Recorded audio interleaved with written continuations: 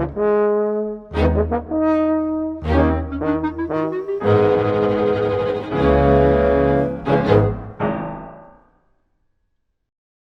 can't believe it's Saturday here at Giornate del Cinema Muto, Pordenone Silent Film Festival. Our last day, and yet still so many wonderful films to discover.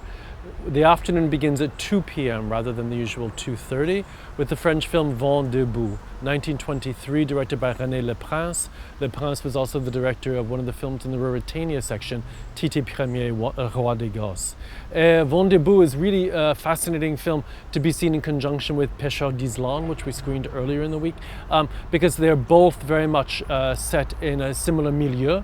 And the novels that they're based on were very much compared at the time. So thanks to the Cinémathèque Française for making this brand new restoration available to us, especially in this year when we can make the comparisons that will help us understand both films, even La Divine Crozière, which is also has a similar maritime setting. Vent debout is followed by Sein größter Bluff, the last in our Harry Peel series. And this stars, well, has as leading lady, stars is maybe too strong a word, Marlene Dietrich, just on the cusp of her stardom, we can say. So it's wonderful to see her in this very amusing role as shall we say, an unsavory burglar, a sophisticated burglar, of course, and Harry Peel as ever, his delightful, charming, athletic self. After Sein größter Bluff, we're screening one of my favorite films of the festival, Conrad in Quest of His Youth, 1920, directed by William DeMille, starring Thomas Mann, Kathleen Williams.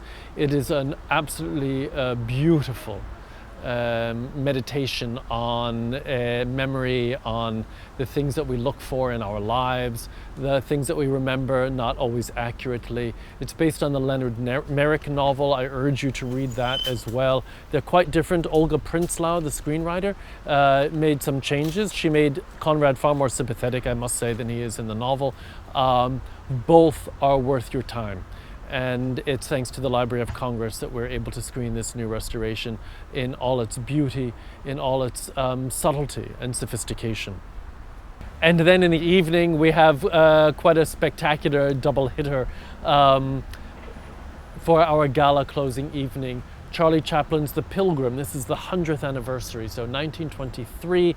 Thank you to the Chaplin office who sponsored the restoration of this great comedy that has as its score an original composition by Charlie Chaplin that he wrote much later than 23 when the film was reissued.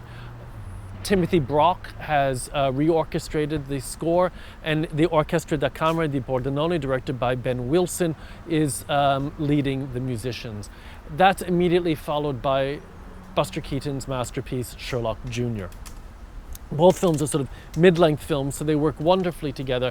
Sherlock Jr. is 1 year later. Of course, for many people, they consider this his masterwork alongside so many other of his films, Steamboat Bill Jr. It's really Keaton at the height of his career. Dan Vandenhorck, one of our longtime musical collaborators, has written a full orchestral score for this wonderful comedy, and we're having its world premiere, so we're really thrilled. It's going to be a terrific, terrific evening, repeated on Sunday tomorrow for the people of Pordenone, also in the Teatro Verdi, not to be missed. It's always sad to say goodbye, not to the flies that are moving around me, but to you.